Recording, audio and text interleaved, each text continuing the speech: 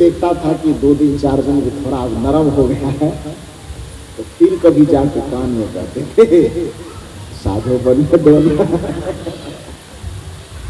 फिर तिरछी नजर से देखते, फिर कहते कहते मैं मन में ठान लिया था इस बात को कि रुला करके तो नहीं निकला, लेकिन मन में ये जागृति आ गई थी साधु होना है। भाव इतना ही आया था कि रुला करके नहीं निकलना। जिस चीज को हमें अपने मन को समझाना है, मन को समझाएंगे तभी तो साधु बनेंगे ना। तो जो बात अपने मन को हमें समझाना है, और आगे चल करके जो बात बिहार की बात छोड़ो, छत्तीसगढ़ भी हमको समझाने के लिए जाना है। जिस बात को पूरे दुनिया को हमें समझाना है, तो ये माता पिता भी दुनिया के अंदर ही आते हैं, आते हैं नहीं आते? तो शुरुआत इन्हीं से करो ना। यदि इनको समझाने में हम सफल हो गए, संसार की क्षणभंगुरता की बात यदि मैं इनके समझ में प्रवेश करवा दिया, मोह और माया और ममता की असारता यदि इसके समझ में मैं बैठा दिया, तो मैं यह मान लूंगा कि यदि इनको मैं समझाने में सफल हो गया, तो अपने मन को भी समझाने में मैं सफल हो जाऊंगा, और आगे चल करके पूरी दुनिया को ये बात समझाने में सफल हो जाऊंगा। तो इसलिए इसकी शुरुआत मुझे माता पिता से ही करनी है, और वही काम मैंने किया। समझाते समझाते समझाते समझाते 2 वर्ष लग गया। कितना दिन? 2 वर्ष। तब तक मैं 8वां 9वां पास करके मैट्रिक में एडमिशन कर लिया, 10वीं क्लास। और फिर पढ़ते भी थे और आश्रम में भी रहने लगे। आश्रम में भी रहने लगे और पढ़ाई भी करने। जीवन के 3 अवस्था है, बचपन, जवानी और बुढ़ापा। तो बचपन को धन क्यों नहीं कहा गया? बुढ़ापा को धन क्यों नहीं कहा गया? केवल जवानी को ही संपत्ति, केवल जवानी को ही धन क्यों माना गया? इसके पीछे का वजह है कि बचपन को धन इसलिए नहीं कहा गया क्योंकि बचपन में मन और इंद्रियों में ताजगी तो होती है, उत्साह होता है, उमंग होता है, लेकिन बुद्धि और विवेक नहीं होता। बुढ़ापा में ठीक इसके उल्टा हो जाता है। बुढ़ापा में ज्ञान तो बहुत हासिल हो जाता है, अनुभव तो ज्यादा हासिल हो जाता है, लेकिन देखने की अकल आते आते आंख की रोशनी गायब हो जाती है। बुढ़ापा में सुनने का अकल आते आते क्या होता है? कान की शक्ति खत्म हो जाती है। चलने का अकल आते आते पैर की शक्ति खत्म हो जाती। अकल तो है लेकिन पैर में सामर्थ्य नहीं रहता, कैसे चलेगा? मन में अनुभव तो आया, संसार को समझने का ज्ञान तो आया, लेकिन मन में शिथिलता आ गई, उत्साह में शिथिलता आ गई। तो बचपन इसलिए धन नहीं कहा जाएगा क्योंकि बचपन में इंद्रियों में, मन में, बुद्धि में उमंग है, उत्साह है, किंतु उसका उपयोग करने का ज्ञान नहीं है। और बुढ़ापा में ज्ञान तो है, अनुभव तो है, दुनिया को समझने की परख शक्ति तो है, लेकिन अब वो अवस्था आ गई कि इंद्रियों में शिथिलता आ गई, मन में शिथिलता आ गई, उत्साह में शिथिलता आ गई, उमंग में शिथिलता आ गई। तो बचपन भी अधूरा और बुढ़ापा भी अधूरा। बीच में एक जवानी का जो स्टेप आता है, स्टेज आता है, उस जगह पर हम पूरा होते हैं। उमंग और उत्साह से भी भरपूर और अनुभव से भी भरपूर, उत्साह उमंग से भी भरपूर, ज्ञान से भी भरपूर। इसलिए इस जवानी की अवस्था को, जो मध्य अवस्था हमारे जीवन का है, इसको धन कहा गया। इस धन का उपयोग या तो कोई विषय भोग वासना से लिप्त होने में गंवा देता है, और इसी धन का उपयोग कोई भक्ति और भजन में लगाता है। इस जवानी रूपी धन का सब कोई पूरे भक्ति के क्षेत्र में नहीं लग सकता, तो कम से कम इतना तो करो भैया कि थोड़ा दुनियादारी को समेटने का भी प्रयास करो और थोड़ा थोड़ा भक्ति भी करो। लेकिन अधिकांश गड़बड़ी हो क्या जाती है कि जो जवानी की संपदा है, उस संपदा को 100% आदमी दुनिया के भोग्य पदार्थों में लिप्त कर देने में गंवा देता है, और कहता है कि बुढ़ापा आएगा तब भक्ति करेंगे, माला जपेंगे, नाम जपेंगे। ऐसे लोगों को सावधान करते हुए कहा गया है, ये जवानी है 2 दिन का सपना, ढूंढ ले कोई महबूब अपना। महबूब शब्द का प्रयोग यहाँ पर, हालांकि दुनियादारी के लोगों ने महबूब शब्द का थोड़ा गलत उपयोग किया। जबकि महबूब का अर्थ होता है जो सबसे प्यारा हो उसको महबूब कहा जाता है।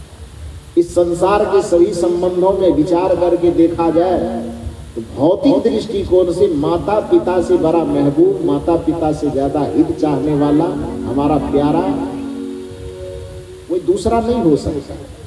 और आध्यात्मिक दृष्टिकोण से विचार करने पर संत के अलावा, सदगुरु के अलावा हमारा महबूब, हमारा प्यारा कोई नहीं हो सकता। इसलिए माता पिता और गुरु को भगवान का दर्जा दिया जाता है। माता पिता को आध्यात्मिक जगत में इसलिए छांटा जाता है क्योंकि माता पिता बेचारे हमारे भौतिक जीवन को व्यवस्थित करने के लिए तो सब झोंका झोंक देते हैं, लेकिन आध्यात्मिक जीवन का तो उसे ज्ञान नहीं है। तो इसलिए आध्यात्मिक जीवन में माता पिता का महत्व नहीं है, भौतिक जीवन में माता पिता का महत्व है। आध्यात्मिक जीवन में इसलिए महत्व नहीं क्योंकि कहा गया है, गोस्वामी जी कहते हैं, माता पिता बाल कहीं बुलावा, उदर भय सोई काज सिखावा। माता पिता जब बाल बच्चे को जन्म देते हैं, कितना भी उसका हित चाहता हो माता पिता, अपने बच्चे का भला चाहता हो, लेकिन काम इतना ही कर सकता है माता पिता कि उदर भरे सोई काज सिखावा। जन्म दिए हैं, माता पिता समझता है कि बच्चे को जन्म दिए, कुछ बुद्धि विद्या दे करके इतना भर उसको ज्ञान दे दें कि अपना भी कमा के खा सके बढ़िया से, अब परिवार का भी भरण पोषण बढ़िया से कर सके। यदि इतना बच्चा कर दिया तो माता पिता समझते हैं कि बच्चे को जन्म देना सफल हो गया। दुनिया के सब माता पिता कितने नहीं चाहता है, इससे ज्यादा चाहता है। माता पिता बालक ही बुलावा, उदर भरे सोई काज सिखावा। कि माता पिता बाल बच्चे को जन्म केवल इतना सा सोच करके देते हैं कि इस बच्चा को जन्म देंगे, पढ़ लिख करके थोड़ा होनहार होगा, इतना कमाने लगेगा कि अपना भी खाएगा, कपड़ा लत्ता बढ़िया पहनेगा, और साथ साथ हम बूढ़ा बूढ़ी हो जाएंगे तो हम लोगों का भी भरण पोषण बढ़िया से कर देगा। इससे ज्यादा चाहता है माता पिता, ईमानदारी से बताइए, इससे ज्यादा नहीं चाहता है, इससे ज्यादा कोई नहीं चाहता। लेकिन गुरु थोड़ा इससे आगे चाहते हैं। गुरु चाहते हैं कि जीवन आपने प्राप्त किया, अच्छी बात है, सबका भरण पोषण करते हुए, व्यवहारिकता निभाते हुए, पेट भरते हुए, वस्त्र पहनते हुए, एक काम और है जो आवागमन का चक्र है, जो जन्म मरण के बंधन में पड़े हुए हैं। आप ऐसी भक्ति की युक्ति ले लो कि माता पिता कुल परिवार सबका भरण पोषण करते हुए, अपने जीवन और जीविका का संचालन करते हुए आप संत से, गुरु से भक्ति की और मुक्ति की ऐसी युक्ति लो कि आवागमन के चक्र को तोड़ करके सदा सदा के लिए भवसागर से पार हो जाओ और परम पद पर जाकर के मुक्ति पद पर स्थित हो जाओ। ये गुरु चाहते हैं। इसलिए गुरु को भगवान का दर्जा दिया जाता है कि माता पिता हमारे जन्मदाता हैं, लेकिन जन्मदाता होने के बावजूद भी इस संसार में ही हमको रखना चाहते हैं, इस संसार से हमें पार नहीं जाने देना चाहते। यदि कोई बच्चा चाहे कि हम भक्ति के क्षेत्र में, हम ही लोगों से पूछ लो ना, खूब सत्संग करते थे माता पिता, खूब सत्संग में जाते थे। और जब 8वां क्लास में पढ़ते पढ़ते 12 वर्ष की उम्र थी उस समय, 13 में छूने से 13 वर्ष में प्रवेश की। अब माता जी से कहे कि माँ साधु होना चाहते, बस रोना शुरू हो गया।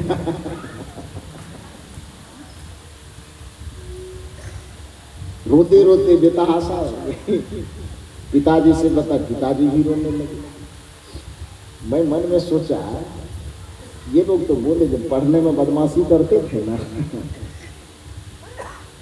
जब बच्चा पढ़ने में बदमाशी तो करता ही है, तो हम भी कोई दूध का खोया हुआ नहीं थे।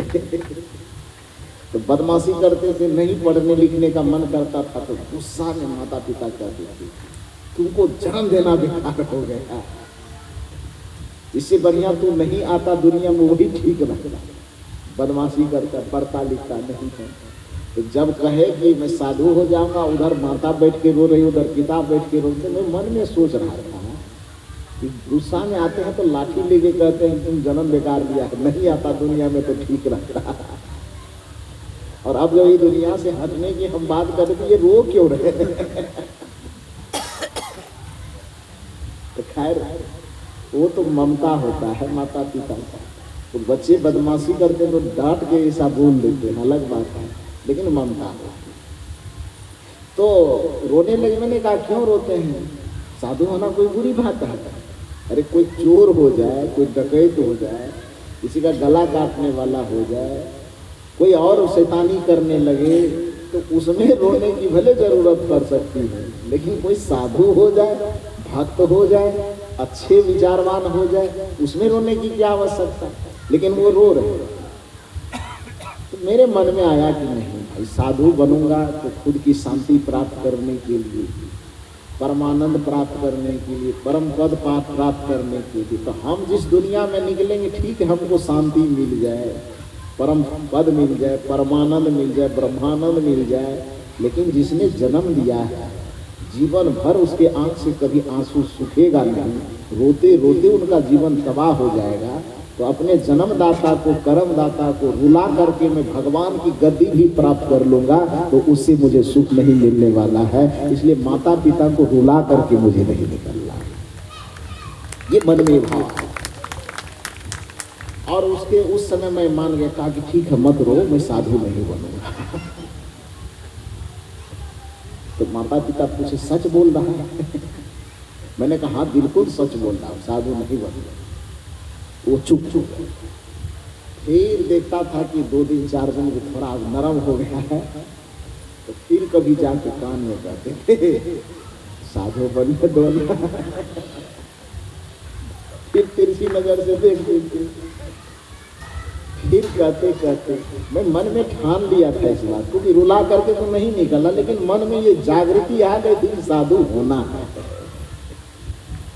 भाव इतना ही आया था कि रुला करके नहीं निकलना। जिस चीज को हमें अपने मन को समझाना है, मन को समझाएंगे तभी तो साधु बनेंगे ना। तो जो बात अपने मन को हमें समझाना है, और आगे चल करके जो बात, बिहार की बात छोड़ो, छत्तीसगढ़ भी हमको समझाने के लिए जाना है। जिस बात को पूरे दुनिया को हमें समझाना है, तो ये माता पिता भी दुनिया के अंदर ही आते हैं कि नहीं आते? तो शुरुआत इन्हीं से करो ना। यदि इनको समझाने में हम सफल हो गए, संसार की क्षणभंगुरता की बात यदि मैं इनके समझ में प्रवेश करवा दिया, मोह और माया और ममता की असारता यदि इसके समझ में मैं बैठा दिया, तो मैं यह मान लूंगा कि यदि इनको मैं समझाने में सफल हो गया तो अपने मन को भी समझाने में मैं सफल हो जाऊंगा, और आगे चल करके पूरी दुनिया को ये बात समझाने में सफल हो जाऊंगा। तो इसलिए इसकी शुरुआत मुझे माता पिता से ही करनी है, और वही काम मैंने किया। समझाते समझाते समझाते समझाते 2 वर्ष लग गया। कितना दिन? 2 वर्ष। तब तक मैं 8वां 9वां पास करके मैट्रिक में एडमिशन कर लिया, 10वीं क्लास। और फिर पढ़ते भी थे और आश्रम में भी रहने लगे। आश्रम में भी रहने लगे और पढ़ाई भी करने लगे। बीच बीच में घर आते जाते थे, अब माँ बाप को, पिताजी को बीच बीच में ठोकर देते थे, साधु बना, फिर देखते थे रो रहे, फिर कहते नहीं बना।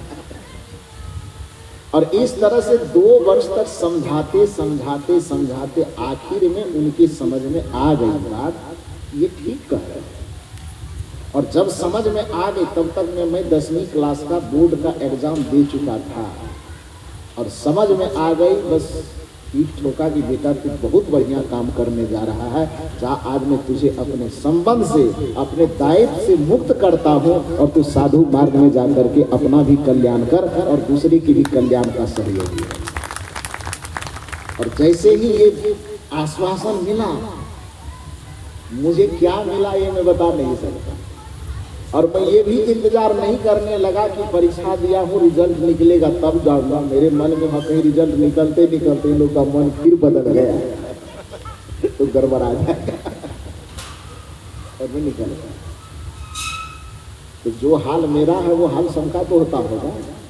तो माता पिता बाल बच्चे को जन्म देते हैं, वो हमारे भविष्य को सिर्फ इतनी दूर तक निर्धारित करते हैं कि माता पिता बालक ही बुलावा, उदर भरे सोई काज सिखावा। दुनिया के हर एक माता पिता सिर्फ इतना चाहते हैं कि बाल बच्चे यदि जन्म ले लिए हैं तो इतनी शिक्षा हासिल कर ले कि कुछ धन उपार्जित करने के लायक बन, चाहे बिजनेस करके धन उपार्जन करे, चाहे नौकरी करके उपार्जन करे, इतना कमाने लगे कि अपना भी बढ़िया से खावे और बाद में बुढ़ापा में हमको भी बढ़िया से कमा कमा करके हाथ में दे। इसके अलावा माता पिता बच्चे के बारे में कुछ नहीं सोचते।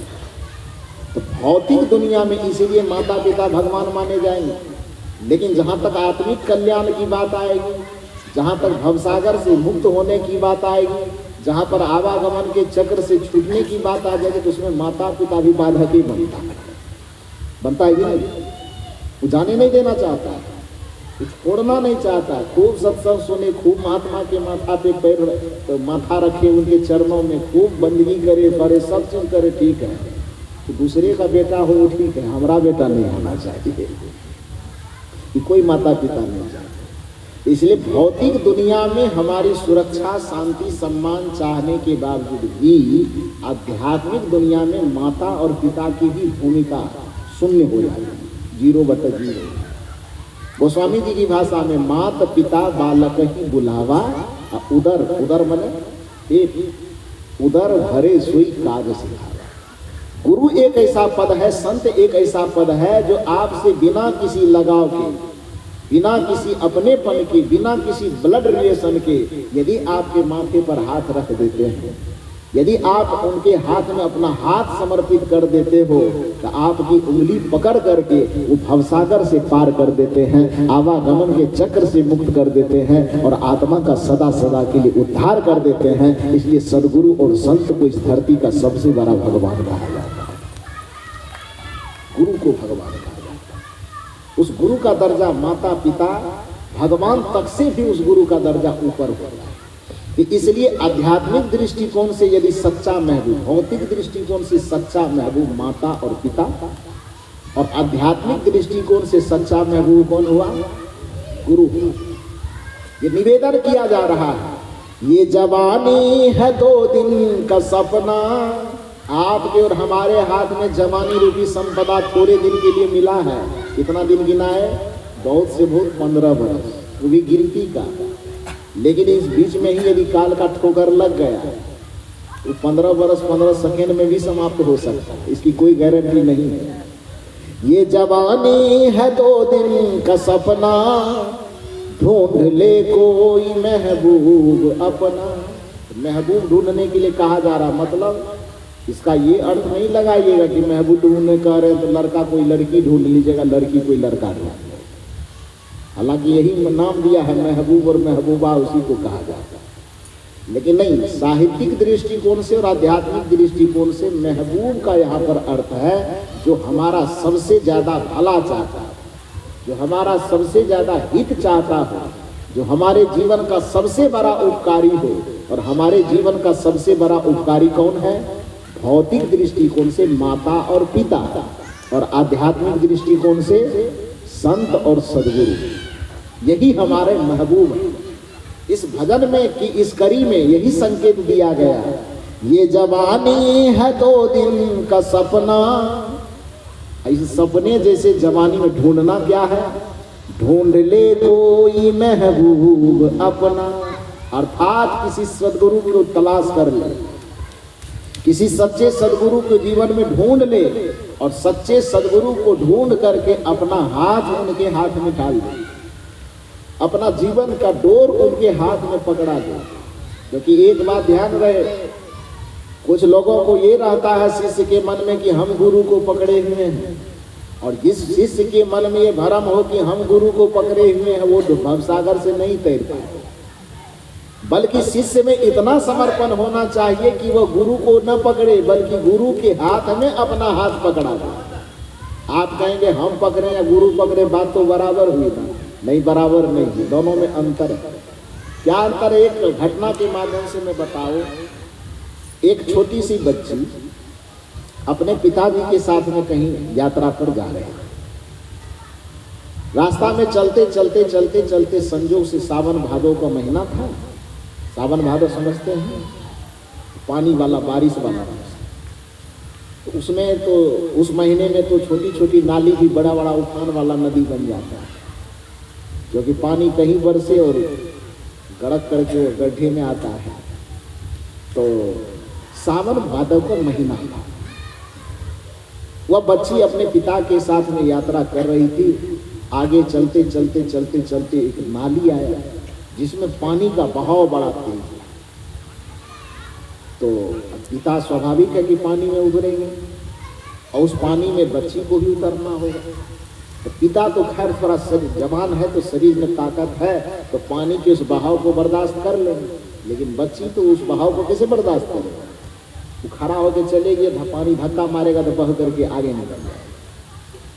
तो बच्ची वह डर जाती है और पिताजी से कहते, पिताजी इस नाले को, इस नदी को कैसे पार करेंगे? पिताजी कहते, ठीक है पार कर दूंगा, पकड़ लो मुझे।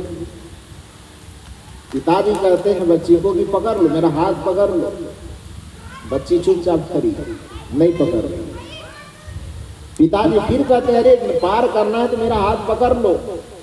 बच्ची का फिर नहीं पकड़ती। 2 बार, 3 बार, 4 बार, 5 बार पिताजी कहते हैं कि हाथ पकड़ लो मेरा, नहीं पकड़ती है। तो पिताजी बच्ची को डांट देते हैं, हाथ कहते पकड़ने क्यों नहीं पकड़ रही है? बच्ची कहती, पिताजी क्रोधित मत होइए, क्षमा कीजिए, हाथ हम नहीं पकड़ेंगे, आप मेरा हाथ पकड़ें। तो पिताजी ने कहा कि अरे तुम्हारा हाथ मैं पकड़ूं, हमारा हाथ तू पकड़ो, अंतर क्या है? देखिए बच्ची की बुद्धि देखिए। उस बच्ची ने कहा कि आपको अंतर नहीं लगता होगा पिताजी, लेकिन मेरी समझ में अंतर है। पिता ने पूछा क्या अंतर है? बच्ची ने कहा कि यदि मैं आपका हाथ पकड़ूंगी तो हो सकता है पानी में चलते चलते पानी का बहाव तेज आएगा और हमको यदि धक्का मारेगा तो हम जो हाथ को पकड़े रहेंगे तो हो सकता है मेरा हाथ छूट जाए। हो सकता है कि नहीं? क्योंकि पकड़े हम रहेंगे। अब पानी जब तेज धक्का मारेगा तो धक्के में हो सकता है मेरा हाथ छूट जाए। लेकिन यदि आपने हाथ को पकड़ लिया तो आपके हाथ में मजबूती है कि नहीं? तो आपके हाथ में इतनी मजबूती होगी कि यदि आप मेरे हाथ को पकड़ लेंगे तो पानी का बहाव, पानी की धार चाहे कितनी भी करंट के साथ दौड़े, मुझे ये भरोसा रहेगा कि चूंकि मेरा पिता मेरे हाथ को पकड़े हुए हैं तो पानी का बहाव चाहे कितना तेज आ जाए लेकिन पिता मुझे बहने नहीं देंगे। इस भरोसा के साथ में इस नदी को पार कर गया। उस बच्ची के तर्क में कुछ समझ में आया। वह बच्ची कहती कि मैं पकड़ूंगी तो मैं अपने ताकत से न पकड़ूंगी और आप पकड़ेंगे तो आप अपने ताकत से पकड़ेंगे। मेरी ताकत में इतनी ताकत नहीं है कि उस पानी के बहाव को हम बर्दाश्त कर सकें, लेकिन आपके पकड़ में इतनी ताकत है जो पानी के बहाव में चाहे कितना भी पानी जोर लगाएगा लेकिन आपके हाथ के ताकत को छुड़ा नहीं पाएगा। आप मुझे पकड़े रहेंगे। इससे मेरा भरोसा, इससे मेरा मनोबल और दुगुना बढ़े। उस बच्ची के तर्क में जो दम है वही तर्क आपको यहाँ पर भी लागू करना पड़ेगा कि कदाचित आपने गुरु का हाथ पकड़ा हो, इस माया के बहाव में हो सकता है कि आपका हाथ छूट जाए, लेकिन यदि आपने इतना समर्पण किया हो कि बारनों तन मन धन सब पद पर खावर हार, युग अनंत जो पची मुवे गुरु बिन नहीं निस्तार, बंदों सन्मुख पारखी शीस भेंट धरी हाथ, बचन उचारों बंदगी सत्य प्रेम के साथ। इतने समर्पण के साथ अपने तन मन धन सब चीज का अर्पण गुरु के चरण में भी आपने कर दिया है। अपने जीवन की समस्त बागडोर गुरु के हाथ में थमा दिया और आपने मुस्कुराते हुए यह भजना शुरू किया कि सौंप दिया इस जीवन को गुरुदेव तुम्हारे चरणों में, है जीत तुम्हारे चरणों में और हार तुम्हारे चरणों में। चाहे अग्नि में मुझे जलना हो, चाहे कांटों पर मुझे चलना हो, कुछ भी करना पड़े, चाहे अग्नि में मुझे जलना हो, चाहे कांटों पर मुझे चलना हो, चाहे छोड़ के देश निकलना हो, रहे ध्यान तुम्हारे चरणों में। मिलता है सच्चा सुख केवल गुरुदेव तुम्हारे चरणों में। इतने समर्पण के साथ हार हो जीत हो, अच्छा हो बुरा हो, जैसा भी हो, गुरु की मर्जी पर यदि आपने अपने जीवन को अर्पित कर दिया और जब वह जीवन गुरु के हाथ में चला गया तो फिर समझ लेना कि बच्ची का हाथ पिता के हाथ में चला गया। और जब उस बच्ची का हाथ पिता के हाथ में चला गया तो जैसे बच्ची निश्चिंत हो जाएगी, उसी प्रकार से यदि एक समर्पित शिष्य का हाथ एक सच्चे सद्गुरु के हवाले हो गया तो उसको भवसागर से पार होने में कोई रोक नहीं सकता है, वह भक्त को भी निश्चिंत हो जाना चाहिए। गुरु को सिर पर राखिए चलिए आज्ञा मांग, कहीं कबीरता दास को तीन लोक दर। तो ये तो करना चाहिए। और ये कब करना चाहिए? जवानी में ही ये समर्पण करना है। ये जवानी है 2 दिन का सपना, ढूंढ ले कोई महबूब अपना। यदि ये काम जवानी में नहीं किए तब क्या होगा? आगे सुन। ये जवानी है 2 दिन का सपना, ढूंढ ले कोई महबूब अपना। ये जवानी अगर ढल गई तो, ये जवानी अगर ढल गई तो हाथ मल मल के रोना पड़ेगा। जिंदगी ये किराए का घर है। वो बहन कह रही थी कि जवान ये जीवन क्या है? माटी का चोला, इसलिए माटी के चोले का गुमान मत कीजिए। यहाँ पर बेचारा क्या कह रहे? जिंदगी किराए का घर है। जिंदगी ये किराए का घर है, एक न एक दिन बदलना पड़ेगा। मौत जब तुमको आवाज देगी, घर से बाहर निकलना पड़ेगा। अब उसके भजन पर आइए। जो भजन गा रही थी छत्तीसगढ़ी भाषा में, ये काया माटी का ये चोला है, ये छूटेगा। उसी को आप हिंदी में थोड़ा सा रूपांतरित करके सुन लीजिए। ढेर मिट्टी का हर आदमी है, चाहे स्त्री हो चाहे पुरुष हो, चाहे राजा हो चाहे रंग हो, चाहे भोगी हो चाहे योगी हो, उसका अस्तित्व क्या है? मिट्टी के ढेला के जैसा। ढेर मिट्टी का हर आदमी है, बाद मरने पे होता वही है। जीते जिंदगी भले उसे लगे कि हम मिट्टी के कैसे हैं भाई, लेकिन दुनिया के जितने विचारकों से पूछोगे आपको मिट्टी के ढेला से कुछ ज्यादा नहीं करता। आप मिट्टी के ढेला, आपकी जिंदगी की गिनती इतनी में होती है। यह जीवन कागज की पुड़िया बूंद परे गल जाना है, यह जीवन माटी का ढेला ठेस लगे रह जाना है। कबीर साहब तो कहते मिट्टी का ढेला भी थोड़ा ज्यादा कहते, थोड़ा और कम क्या, यह तन कांचा कुंभ है। ढेला कहे तो थोड़ा तो कठोर है। साहब कहते नहीं नहीं नहीं, हम इस जीवन को कठोर भी नहीं कहेंगे, इतना भी गारंटी नहीं देंगे कि थोड़ा ज्यादा ठोकर बर्दाश्त कर सके। यह तन कांचा कुंभ है, कच्चा घड़ा। घड़ा भी तो पक्का नहीं कि थोड़ा ठोकर बर्दाश्त भी करेगा। यह तन कांचा कुंभ है, लिए फिरे थे साथ टपका लाला। ये साहब का भाषा सुनिए कितना रमणीय भाषा। हम लोग हिंदी में कहेंगे तो कहेंगे ठोकर लगा, साहब का तो ठोकर लगा कहेंगे, इसमें मजा नहीं आएगा। और आम जनता की भाषा को लाकर साहित्य में शामिल करते हैं। यह तन कांचा कुंभ है, लिए फिरे थे साथ टपका लाला। अरे थोड़ा सा तेज लगा, फूट गया, कछु नहीं आया, कुछ भी हाथ नहीं लगने वाला। जिस जीवन का इतना घमंड करते हो कि इधर बेटा, इधर बेटी, इधर पति, इधर पत्नी, इधर नाना नानी, दादा दादी सब घेरे हुए हैं। साहब कहते बस एक टपका, टपका लागा, फूट गया, कछु नहीं आया, हाथ कोई काम नहीं देगा। सब रिश्ते नाते कुल परिवार धन दौलत महल अटारी धरे के धरे रह जाएंगे। इस जीवन को छोड़ करके चला जाना होगा। जो जीवन इतना नश्वर है, जो चोला इतना नश्वर है, जो काया इतना नश्वर है, उसका गुमान क्या करना भैया, उसका अभिमान क्या करना। हकीकत तो यह है कि आप और हम मिट्टी से बने हुए हैं। ढेर मिट्टी का हर आदमी है। विश्वास नहीं होता है तो यकीन दिलाने के लिए आगे कहा जा रहा है, बाद मरने पे होता वही है। इतना पे भी यकीन नहीं हो रहा है कि मरने के बाद हम ऐसा कैसे होंगे। विचारक कर या तो कब्रिस्तान चले जाना या शमशान चले जाना, पता चल जाएगा कि काया का क्या होता है। कब्रिस्तान में जाओगे तो भी और शमशान में जाओगे तो भी, दोनों जगह इस जीवन का आखिरी मुकाम क्या है? ढेर मिट्टी का हर आदमी है, बाद मरने पे होता वही है। पता ना चले तो दोनों जगह जा करके दूरबीन लगा करके देखना, या तू तुरबत बनेगी जमीन पे। तुरबत का मतलब कब्र होता है। मुसलमान हो तो कब्र बनोगे, और मिट्टी के अंदर जाओगे तो सोना बन जाओगे। कब्र बनेगा, मिट्टी के अंदर दफनाया जाएगा, 10 दिन के बाद पूरे शरीर गल करके एकदम मिट्टी मिट्टी में, पानी पानी में, हवा हवा में मिल जाएगा। मिलेगा कि नहीं मिलेगा? ढेर मिट्टी का हर आदमी है, बाद मरने पे होता वही है। यकीन ना हो तो जाना कब्र में, शमशान में, दिखाई क्या देगा?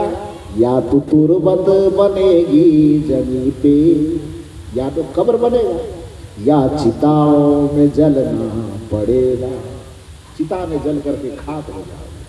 तो चिता में जाने के बाद शरीर जब धू धू करके जलेगा तो क्या बनेगा? शरीर का सोना चांदी हीरा मोती क्या बनेगा? ये बस एक हंडी में जमा करने के लायक 2 मुट्ठी राख बनेगा, यही बनेगा ना। लेकिन जीवन की इस वास्तविकता को हम स्वीकारना नहीं चाहते। हमें लगता है ये धन अमर है, ये काया अमर है, ये जीवन अमर है, ये संसार अमर है। तभी जाकर के इस मंच पर बैठने वाले वक्ता को, गायक को, संत को यह दोहराना पड़ता है, बार बार आपको होश में लाने के लिए, आपको जगाने के लिए ठोकर लगाना पड़ता है कि भैया मेरे, ये चोला किस चीज का है? माटी का है। ये काया किस चीज का है? माटी का है। इसमें रावण आए वो भी चला गया, कर्ण आए वो भी चला गया, द्रोणाचार्य आए वो भी चला गया, बाली आए वो भी चला गया, राजा आए वो भी चला गया, रंक भी आए वो भी चला जाएगा। तो जब सब चला ही गया तो तुम कौन खेत की मूली है? तू नहीं जाएगा, जाना पड़ेगा। इसलिए एक भजन में और हम लोग गाते हैं, मत कर तो अभिमान रे बंदे, झूठी तेरी शान। ये शान, ये अभिमान तुम्हारी झूठी है। लोगों ने कहा कि हमें यकीन नहीं होता कि मेरी शान झूठी है। तो जो पद ये बहन गा रही थी कि रावण चले गए, बलि चले गए, कर्ण चले गए, द्रोणाचार्य चले गए, उसी को साहित्यिक भाषा में सजाया गया है। तेरे जैसे लाखों आए, कितने आए? लाखों, लाख नहीं, लाखों, बहुवचन। बहुवचन में गिनती नहीं होती। 1000 कह दिए तो गिनती में बंद गए, 1000। लेकिन हजारों कह दिए तब बहुवचन है, मतलब अनगिनत। तेरे जैसे लाखों आए, लाखों इस मिट्टी में समाए, रहा न नाम निशान रे बंदे, झूठी तेरी शान। मत कर तो अभिमान रे बंदे, झूठी तेरी शान। एक संत के पास जो सबसे बड़ी संपदा होती है, वह संपदा कमाने के लिए आपको इस जीवन की नश्वरता का बोध करवाया जाता है। कुछ धन के दीवाने लोगों को लगता है कि हमने जीवन में धन कमाया, बहुत बड़े धनवान हम हो गए। लेकिन एक संत, एक भक्त जो गुरु से संपदा कमाता है, गुरु के माध्यम से जो आध्यात्मिक संपदा कमाता है, तो भौतिक दुनिया के, चाहे वो टाटा बिरला हो, चाहे कोई बड़ा धन्ना सेठ हो, उसको चुनौती देकर के तुलना करता है, तुलना करता है। और दुनिया के धन के पीछे दीवाने लोगों को अपने आध्यात्मिक धन से तुलना कर करके समझाते हैं। तेरे पास है हीरे मोती, आपने भौतिक दुनिया में परिश्रम करके माया को बटोरा, परिवार बटोरा, संपदा बटोरी, मकान बटोरा, जमीन बटोरा, जमा जायदाद बटोरा, और उसी में बोलते हो कि हमसे ज्यादा सफल कौन है। लेकिन एक भक्ति करने वाले, एक ज्ञान की संपदा कमाने वाले, ध्यान की संपदा कमाने वाले, संत की भक्ति की संपदा कमाने वाले, संत की सेवा की संपदा कमाने वाले, प्राणियों की सेवा की संपदा कमाने वाले व्यक्ति आपके धन से तुलना करके आपको चुनौती दे रहे हैं।